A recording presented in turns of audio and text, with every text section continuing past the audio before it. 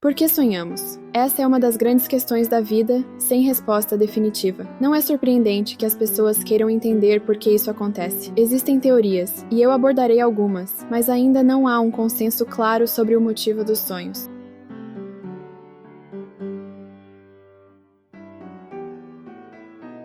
Ninguém sabe com certeza. Os sonhos são, no mínimo, estranhos e, para muitos, têm grande importância. Gostamos de compartilhá-los em detalhes, se conseguimos lembrá-los, e tentamos interpretar seus segredos e significados ocultos. Mas será que realmente tem algum significado? Antes de abordarmos as grandes perguntas, vamos entender o que acontece no cérebro durante o sono. Enquanto dormimos, passamos por diferentes ciclos de 5 estágios do sono, divididos em sono REM, movimento rápido dos olhos, e não REM. Os 4 primeiros estágios são de sono não REM, restauradores na maior parte, sem sonhos. À medida que avançamos por esses estágios iniciais, nossa atividade cerebral diminui, mas cerca de 90 minutos após adormecermos, chegamos ao estágio 5, o sono REM, onde os sonhos e a paralisia do sono realmente começam. Nesse estágio, o corpo fica paralisado, a frequência cardíaca e a pressão arterial aumentam, e a atividade cerebral volta a níveis próximos aos de vigília. Essa paralisia é causada pela liberação de glicina do tronco cerebral para os neurônios motores, impedindo-nos de agir conforme nossos sonhos, o que é provavelmente uma medida de segurança. O sistema límbico, uma parte primitiva do cérebro que lida com emoções, é muito ativo durante o sono REM. O hipocampo, envolvido na formação de memórias de longo prazo, e o giro cingulado, que lida com nossas reações físicas a situações. Entender essas estruturas pode ajudar a explicar por que nossos sonhos muitas vezes têm formas bizarras e assustadoras. Além disso, o córtex pré-frontal, responsável pela lógica e autocontrole, não está ativo durante o sono REM, o que contribui para a natureza peculiar dos sonhos. Todos se perguntam, em algum momento, sobre o significado dos sonhos. Algumas pessoas acreditam que os sonhos não têm significado ou função, enquanto outras pensam que são uma das coisas mais importantes permitidas pela biologia humana. Existem muitas teorias sobre por que sonhamos e o propósito dos sonhos. Não podemos deixar de mencionar Freud, cujas teorias dos sonhos são mundialmente conhecidas. Ele se concentrou no conteúdo dos sonhos como uma explicação para a função do sonhar. Freud teorizou que os sonhos representavam uma janela para a mente inconsciente, um reservatório de sentimentos, pensamentos, impulsos e memórias, além da nossa consciência. Quando estamos dormindo, as forças que controlam esses sentimentos são enfraquecidas, permitindo-nos viver nossos desejos e medos através dos sonhos. Freud acreditava fortemente que explorar os sonhos poderia aumentar a autoconsciência das pessoas e proporcionar insights sobre o inconsciente, ajudando-as a lidar com problemas diários. Ele argumentava que o verdadeiro significado dos sonhos estava escondido em seu conteúdo real e que a interpretação era necessária para entender como se relacionavam com nossos medos ou desejos inconscientes. Por outro lado, explicações mais modernas, informadas por um entendimento mais profundo de como o cérebro funciona, surgiram. Carl Jung também acreditava que os sonhos nos permitiam explorar o inconsciente, mas ele introduziu a ideia de um inconsciente coletivo acessível através dos sonhos. Segundo Jung, esse é um repositório teórico de informações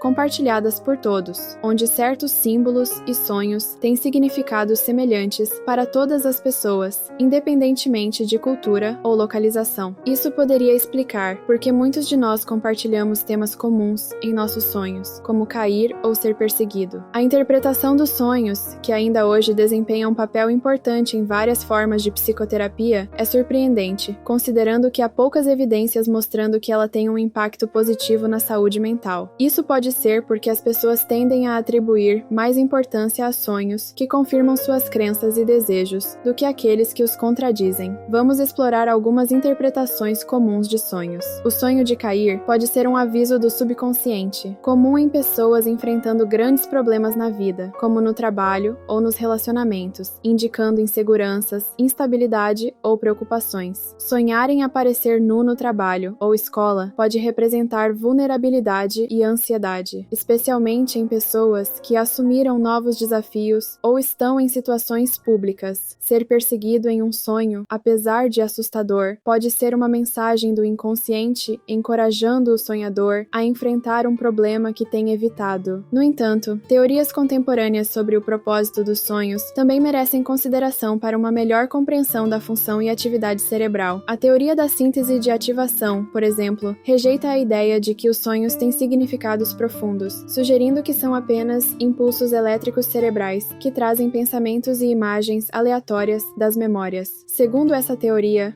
os humanos criam histórias de sonhos após acordarem em uma tentativa de dar sentido ao absurdo. Os sonhos, livres das restrições da realidade e da lógica convencional, permitem que a mente crie cenários ilimitados para resolver problemas e encontrar soluções que poderiam ser inacessíveis enquanto acordados. Portanto, os sonhos podem ser influenciados por emoções pré-sono e são muito úteis para a resolução de problemas. Outra teoria, a da ativação contínua, propõe que a mente consciente e inconsciente deve permanecer ativa para manter o funcionamento adequado do cérebro. Nesse contexto, os sonhos ajudam a consolidar memórias de trabalho em memórias de longo prazo, sendo um resultado incidental da necessidade de ativação contínua do cérebro. Isso significa que se a atividade cerebral cair abaixo de um certo nível durante o sono, ela é estimulada a manter a atividade através dos sonhos. A teoria da realização de expectativas sugere que os sonhos liberam excitação emocional não expressada durante o dia, liberando espaço no cérebro para lidar com a excitação emocional no dia seguinte. Isso permite que os impulsos instintivos permaneçam intactos e a ação que queríamos tomar é completada de forma metafórica, evitando a criação de falsas memórias, pois a ação é precedida como um sonho. Assim, os sonhos são metáforas para excitações e expectativas não realizadas. Como o sono não envolve a mesma estimulação da vida desperta, os sonhos desenham memórias em vez de atividades motoras ou sensoriais,